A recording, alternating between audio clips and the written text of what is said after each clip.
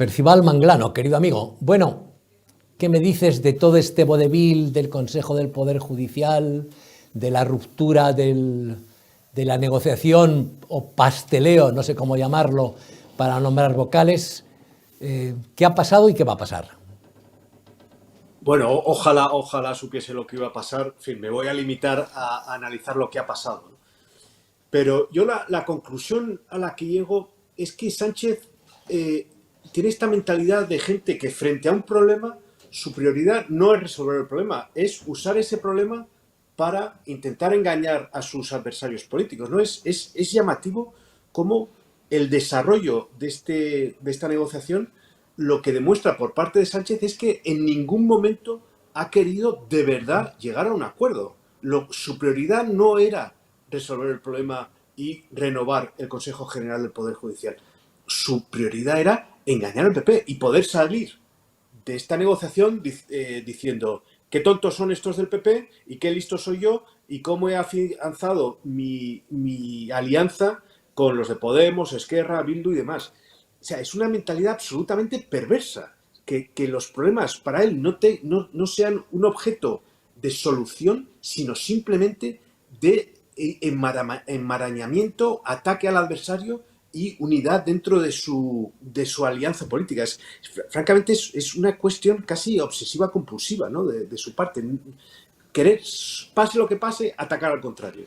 Pero, Percival, yo creo que tú siempre has estado en esa línea de pensamiento. O sea, tú siempre has tenido, desde que yo hablo contigo aquí desde Periodista Digital y en la segunda dosis, la misma tesis sobre Pedro Sánchez y la falta de fiabilidad, de honestidad, de rectitud, de todo lo que quieras del personaje. Lo que me llama la atención es que alguien como Alberto Núñez Feijóo, con una enorme experiencia a la espalda, se caiga del guindo ahora. O también jugaba lo suyo Feijóo, porque es que no lo sé. A ver, yo lo que creo, las circunstancias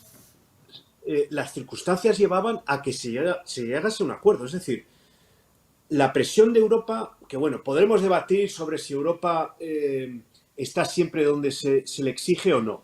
Es un debate legítimo, pero bueno, en esta ocasión yo creo que sí que había bastante presión por parte de Europa. Había venido el comisario, en fin, estaban exigiéndole a Sánchez que se llegase a un acuerdo. Incluso lo habían vinculado a los fondos europeos. Y por otro lado está la dimisión del presidente del Consejo General del Poder Judicial. O sea, se ha ido Lesmes. O sea, que es que está totalmente descabezado el Consejo. El entorno, el contexto, llevaba a que se pudiese llegar a un acuerdo. Y es que ya no sé qué más se puede pedir para que llegue a un acuerdo. Bueno, pues aún así, Sánchez es que no ha querido resolver el problema. O sea, que es cierto que yo no me fío de Sánchez. Cualquiera que se haya fiado de Sánchez en el pasado ha salido quemado, pero te lo confieso abiertamente, no deja de sorprenderme hasta qué punto es capaz de llegar este hombre. Es que no tiene límites, es que de verdad que no tiene límites. O sea, me acuerdo que la última vez que hablamos comentábamos la definición de país de Sánchez, de que es un insensato sin escrúpulos. De verdad, es que Sí. no hay ocasión en que no se supere a sí mismo para demostrar hasta qué punto eso es verdad. Es que es un insensato sin escrúpulos, de verdad que lo es. Bueno, y ahora la pregunta es, ¿y ahora qué? Y te digo por qué. Porque existe en Sánchez, conociéndole como le conocemos y le conocemos bastante bien, la tentación de a las bravas modificar la ley y que la selección, la nominación de los miembros del Consejo del Poder General del Poder Judicial no sea por mayoría de 3/5, sino por simple mayoría o por mayoría absoluta, y tiene los votos para hacerlo. Y tiene los apoyos de Podemos, de RC, de los proetarras, de los golpistas y de toda la patulea para hacerlo, y sumaría los votos para hacerlo. Y tú has citado Europa, y perdóname que me extienda un poco, pero Europa, que es muy diligente con Hungría y con Polonia para temas de inmigración ilegal y LGTBI, al sur de los Pirineos parece que le da igual lo que pase. Yo no creo que la presión de Europa vaya a frenar o pueda frenar a Sánchez. ¿Tú ves esa posibilidad o no se atreverá? Bueno, es cierto que en el pasado ocurrió. O sea, recordemos que hace un año y medio, 2 años, Podemos más PSOE presentan una ley en el Congreso para hacer exactamente lo que acabas de decir, o sea, que se pueda renovar el Consejo sin los votos del PP, es básicamente lo que buscaba, ¿no? La diferencia entre 2/3 y la mitad es excluir al PP del acuerdo. Y quien lo paró en su momento fue Europa, eso es objetivamente así. En este año y pico que ha pasado, es cierto que la sintonía de Sánchez con Europa es muy fuerte, y no se ve que le hayan parado en nada más. Con lo cual, bueno, uno se puede preguntar hasta qué punto puede llegar, pero la mentalidad de Sánchez es llevarlo todo hasta el límite. Entonces, que le hayan parado en el pasado, yo creo que en absoluto debe llevar a concluir que no lo va a volver a intentar. Y no es descartable, desde luego, que lo pueda volver a intentar, y que le quede un año de legislatura y que, como él mismo dijo en su momento, vaya por todas. Es que el lema de este hombre es vayamos a por todas. Y cuando dice vamos a por todas significa que es que le da igual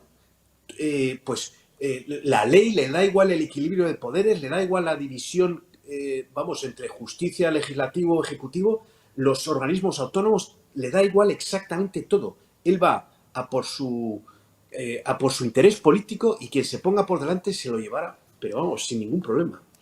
Hagamos un futurible histórico. Va a haber elecciones en un año, o sea, por lo tanto le queda un año a Sánchez, un año que puede hacer todas las tropelías que prácticamente quiera, o casi todas. Son reversibles, es decir, demos por supuesto que gana el PP las elecciones, que muy probablemente con Vox entre Feijóo en la Moncloa. Si Sánchez, si el Partido Socialista, Podemos, los filoetarras y los golpistas entran en el sistema judicial, entran más todavía, ponen sus manos dentro, ¿eso es reversible o las decisiones que se tomen ahora nos las tendremos que tragar a calendas grecas para siempre?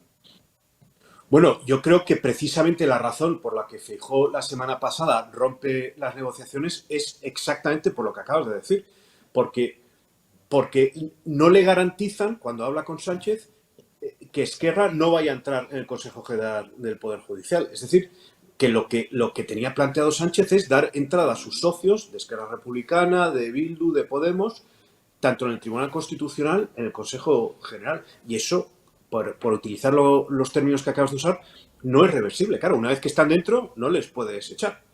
Con lo cual, era mucho más sensato decir, oye, pies en pared, hasta aquí hemos llegado, fuera.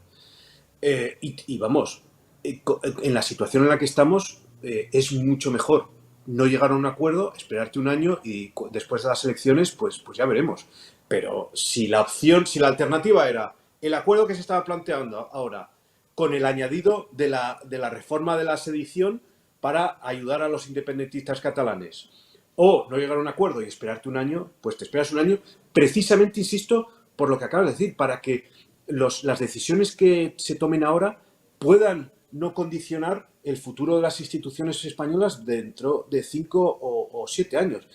Y por terminar con esta idea, todos sabemos que el PSOE, cuando ha dejado el gobierno, ha dejado la economía española hecha unos zorros. Y después ha habido que recomponer la economía española. Hoy por hoy todo apunta a que no solamente va a haber que recomponer la economía española, es que va a haber que recomponer las instituciones españolas. Porque el arrase que ha hecho este gobierno de todo aquello que pueda ser más o menos autónomo, de todo lo que sea un organismo autónomo, ha sido absoluto. Entonces va a haber que reconstruir la arquitectura institucional española a partir del nuevo gobierno. Y eso es muchísimo trabajo. Sí, lo subrayó el otro día, no sé dónde, creo que en Lugo, Alberto Núñez Feijóo insistió mucho en que va a llevar su tiempo además a hacerlo. Yo espero que, a diferencia de lo que nos pasó a los ciudadanos, sufridos ciudadanos contribuyentes y de a pie en la etapa Rajoy, no coloque un Montoro en la cartera de Hacienda, porque nos dejaron fritos. Bueno, a otro tema, aunque relacionado con el anterior.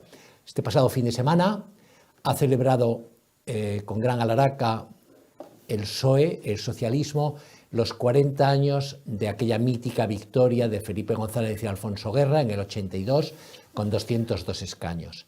Y a mí, fíjate, no sé a ti, a mí lo que más me llamó la atención de todo fue Felipe González en la escena, canoso, con 80 años, 200 millones en la cuenta corriente y cara de palo, intercambiando lisonjas con el mismo tipo, su sucesor en el partido, que mete a los de Bildu para que examinen a fondo la trayectoria política final y los años del GAL de Felipe González. Y ahí tenías a Felipe González, ahí lo tienes en la imagen, encantado, diciendo generalidades.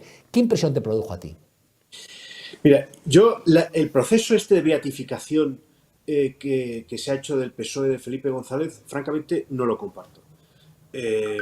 Por supuesto, hubo cosas positivas con el PSOE, yo eso no lo voy a negar, pero que la salida del PSOE del gobierno en 1996 fue ignominiosa, es una cosa evidente, O sea, la herencia que se dejó de 13 años de felipismo, en fin, fue tóxica en muchos aspectos. Y bueno, ya que estábamos hablando hace un momento de la cuestión esta del Consejo General del Poder Judicial, de la división de poderes, el que ataca frontalmente en su momento la independencia de los jueces es Felipe González, con su famoso Alfonso Guerra de Escudero y la frase esta de Montesquieu ha muerto. O sea que, en fin, ahora Pedro Sánchez en gran medida está siendo simplemente un heredero de la mentalidad de Felipe González en su momento, también de acaparar todas las organizaciones del Estado.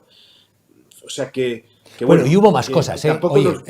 Percival, sí, se ha pasado por alto, pero quien abre el gran camino a la corrupción municipal es el PSOE de Felipe González, que elimina todo el papel, la figura del interventor, de los auditores, en aras de que había que hacer política y que la política tenía que ir por encima de los controles. Y abren la gran vía a la enorme corrupción que ha habido durante 15 años en el tema municipal. Y después, si recuerdas, cuando se marcha, el rosario de escándalos era uno por lunes, ¿eh? Cada lunes teníamos uno gordo, y cuando no le quitaban el dinero a los huérfanos de la Guardia Civil, se repartían el dinero de la Casa de la Moneda o el papel. Es que era acongojante, ¿eh? Y el hermano de Alfonso Guerra ahí con despacho en la delegación tomando de cafelitos. Sevilla, en fin, haciendo tráfico de influencias institucionalmente. O sea, que sí, que tampoco pensemos que qué buenos eran ellos y qué malos son los actuales. En fin, es que es el socialismo, vamos a ver. La ideología socialista es que lleva a estos abusos de poder, porque como fundamentalmente les molesta la división de poderes, porque creen en que el poder absoluto tiene que estar en manos de su clase y de sus representantes, porque bueno, vienen aquí en fin, ahora se dirá que no, que ahora ya no quieren imponer dictaduras de proletariado y demás, pero bueno, es que su origen es ese. O sea, el Partido Socialista nace como un partido marxista. Durante casi todo el siglo XX es un partido marxista.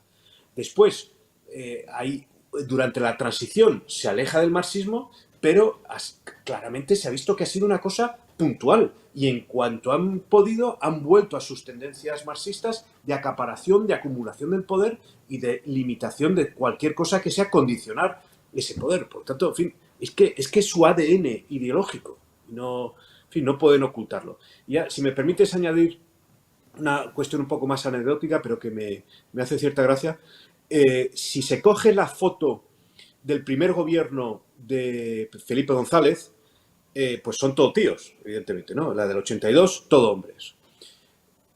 Entonces, claro, ahora que me vengan aquí, somos muy feministas y demás. ¿Sabes cuánto tiempo tardó Felipe González en nombrar a una mujer ministra? 6 años, los feministas.